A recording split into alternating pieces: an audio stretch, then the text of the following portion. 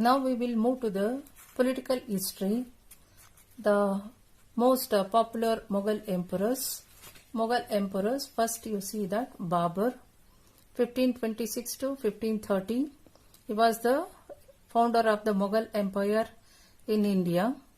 Next he was succeeded by his son Humayun, 1530 to 1540, then 1555 to 1556. Then he was succeeded by his son Akbar, 1556 to 1605. So this is the picture of Akbar, and about Akbar we are going to learn, and about his administration also. Remaining and all we are not going to learn. Next Akbar was succeeded by Jahangir, you can see that. Then after Jahangir it is that Shah Jahan. After Shah Jahan you know that Aurangzeb. So all these 6 emperors, they were come under the early Mughals. So in this we are going to learn only about this Akbar, 1556 to 1605, and about his policies and the administration. Now we are going to learn about Akbar under the political history of the Mughal dynasty. Akbar succeeded Humayun in 1556 and ruled under the guidance of Bairam Khan as he was just 13 years old. Soon after coming to the throne, he had to face the challenges of the Afghans, and his victory in the second battle of Panipat in 1556 built a large empire. Now let us find out what are his main annexations. So what are the territories he conquered? Territories of Bundelkhand, Malwa, Gondwana, then the Rajput kingdoms of Gwalior, Ranthambore and Kalinjar, then Gujarat, Sindh, Balochistan, Kashmir and Kabul, then in the east Bihar and Bengal. Next, another important thing you have to notice, all, that means all subdued all the Rajput princes except Mewar. As a result, the famous battle of Haldi Ghati was fought in 1576 between Maharana Pratap, the ruler of Mewar, and the Mughal army led by Raja Man Singh. Maharana Pratap fought with matchless courage, but he had to escape from the battlefield when he was heavily wounded. Next, that was the decisive battle life of Akbar. Next, Akbar's Rajput policy. The Rajput policy of Akbar proved to be one of the greatest achievements. He entered into marriage alliances with the Rajputs. Then Baramal, the ruler of Amber, married his daughter. Akbar not only gave complete religious freedom to his wives who followed Hinduism, but also gave an honored place to their parents and the relations in the nobility. Thus the Rajput policy of Akbar ended the centuries-old enmity between the Muslim rulers and the Rajputs. Since the Rajputs were made equal partners in the Mughal government, it considerably affected the public policies of the Mughals and greatly helped in the growth of composite culture. Then the steps towards integration. That means what are the measures taken by Akbar to consolidate his power? Akbar abolished the poll tax or jizya which the non-Muslims were required to pay. He also abolished the pilgrim tax on bathing at holy places such as Prayag and Banaras. Further, he abolished the practice of forcibly converting prisoners of war to Islam. All these steps laid the foundation of a society based on equal rights to all citizens irrespective of their religious beliefs. Then secondly, here to strengthen the liberal principles, Akbar enrolled a number of Hindus into the nobility. While most of these were Rajput Rajas, many of them whom entered into matrimonial alliances with Akbar, mansabs were given to others on the basis of their competence. Then in 1575, Akbar built hall called Ibadat Khana or Hall of Prayer at Fatehpur Sikri. At this hall, he used to call selected religious leaders, mystics and intellectuals and discuss religious and spiritual matters with them. Then Akbar issued a declaration or the Mahazal which made Akbar the supreme or the final arbiter in religious matters and replaced the power of ulema by the power of the emperor. Next, Akbar promulgated a new faith called Deen Ilahi. It was based on the principle of oneness of God. The new religion stressed on virtues like courage, loyalty and justice. It also demanded loyalty to the emperor. The basic purpose of forming Deen Ilahi was Sulh-i-Kul, or universal harmony, which governed all public policies of Akbar. Then Akbar set up a translation department for translating works in Sanskrit, Arabic and Greek into Persian. Thus, the Singhasan, Bhattis, then the Atharva Veda and the Bible were taken up for translation. These were followed by Quran, Mahabharata, Gita and Ramayana. Another important character of Akbar. Though Akbar could not read or write, he had a photographic memory.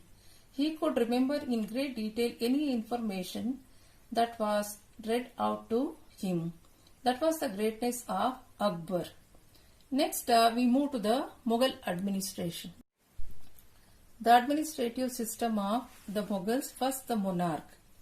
According to Abul Fazl, the office of the true ruler was a very responsible to which depend on divine illumination. Thus, the Mughal emperor, endowed with the divine light, was regarded as the wise regent of God on earth. He ruled the empire with paternal love towards his subjects without distinction of sect or creed. The emperor was the head of the executive, legislature, judiciary and the army. He was the supreme commander of the armed forces and all commanders were appointed and removed by him. He made laws and issued administrative ordinance. The royal uzuk, that means smaller signet ring, we call it as Rajamudrika, was affixed to for months granting appointments, titles, jagirs, etc. Next, the ministers, or you say the chief officials.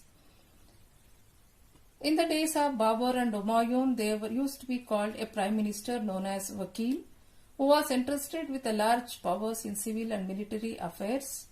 Then, during the early years of Akbar reign, Bairam Khan was the Vakil. Next, the head of the revenue department was known as a Wazir, who was also known as Diwan or Diwanila. The Diwan was responsible for all income and expenditure. The head of the military department was called Mir Bakshi. The Mir Bakshi was also the head of intelligence and information agencies of the empire. Then we move to the judiciary. The judicial department was headed by Qazi. This post was sometimes combined with that of the chief Sadr, who was responsible for all charitable and religious matters. Then we move to the provincial government. Akbar paid great attention to the organization of the provincial government. The empire was divided into 12 provinces known as Subas, which were further divided into Sarkars, and the Sarkars were divided into Parganas or the Mahals. Each Suba was headed by one governor who was called as Subedar or Sipah Salar or Nazim. He was usually a Mansabdar, a high rank. His functions included maintenance of law and order, enforcement of imperial decrees, administration of criminal justice and smooth collection of revenue. The provincial Diwan was in charge of revenue administration of the province. His responsibilities were similar to those of the center Diwan. Besides the Subedar and the Diwan, the other important officials of the provinces were Faujadar, Kotwal, Bakshi, Sadar Qazi, etc. The center appointed the officials of the provinces, Sarkars, Parganas. Yes, these divisions were directly responsible to the center. Next, the Mansabdari system. Mansabdari system was introduced by Akbar, a unique feature of the administrative system of Mughal Empire. Under this Mansabdari system, every officer was assigned a rank that is known as Mansab. Thus, the term Mansabdar refers to an individual who holds a Mansab, meaning a position or a rank. The Mansabdars formed the ruling group in the Mughal Empire. Almost the whole nobility, the bureaucracy as well as the military hierarchy had mansabs. The lowest rank in the system was 10 and the highest was 500 for nobles. It was a grading system used by the Mughals to fix rank, salary and military responsibilities. These ranks were divided into two, namely Zat and Sawar. What is Zat? Zat fixed the personal status of a person and a salary due to him. The higher the Zat, the more prestigious was the noble's position in the court and the larger his salary. The Sawar rank indicated the number of cavalrymen or the Sawar a Mansabdar was required to maintain. For every 10 cavalrymen, the Mansabdar had to maintain 20 horses. The Mansabdars received their salary as revenue assignment called Jagirs. However, most of the Mansabdars did not actually reside in the or administer their Jagirs. They only had the rights to the revenue of their assignment, which was collected from them by their servants, while the Mansabdars themselves served in some other part of the country. Next, these things were changed during the rule of Jahangir. Jahangir maintained almost the same system of Akbar, but he reduced the average rate of Zat's salary Rs 240 per annum to 200 per annum. Like that, Shah Jahan reduced the number of Sawars a noble was required to maintain. Thus, a noble was expected to maintain a quota of only 1/3 of his Sawar rank and in some cases 1/4. But during the reign of Aurangzeb, there was a huge increase in the number of Mansabdars. These and other factors created a shortage in the number of Jagirs. Then we come to the concluding part, the land revenue system. A uniform system of measurement was established for calculating the land tax. Todar Mal drew up the schemes for effective tax collection. So this system of collection of taxes enriched the state treasury. The state also gave loans to the poor farmers. This ushered a progress in the agriculture, trade and industry. So this is about the Mughal administration system. So once again, a kind request with you all children, you have to go through the lesson, listen to the explanation very clearly. As you are listening, keep a textbook and note down the important points. Then after listening to this, once again you go through the textbook, read the textbook and note down the doubts whatever you have. In the clarification session, you can clarify your doubts. Next we come to the final assignment this thing. So I am giving you the textbook exercises only, page number 86. You could see that. In that the second main, the structural questions. In that structural questions you are not going to write everything. In that the question number 7, with reference to the Mughal rule, especially with Akbar, Akbar's policy towards Rajputs, Akbar policy toward the religious tolerance and the social reforms introduced by Akbar. Then comes your question number 3. It is related to the administration. The first question was the position of the monarch, then over the 3 important ministers. Then the third question, how was the provincial government organized? Then leave the 4th question. Then come to that 5th question. 5th and the 6th both are the picture studies. 5th and 6th question are the picture studies.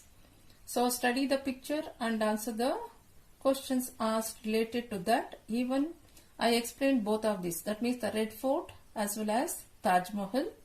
Got it, children? Do the assignment given then and there itself so that you cannot face the problem when we come to the school. And at a time, don't keep the assignment work and the classwork work pending. As you get the time, you complete and keep it ready. Okay, children, then your writing part will be less. Okay, this assignment, you write it in the 100 pages homework book, and what the notes, the PDF we are sending, that you write it in the classwork. Is it clear, children? Study well. God bless you.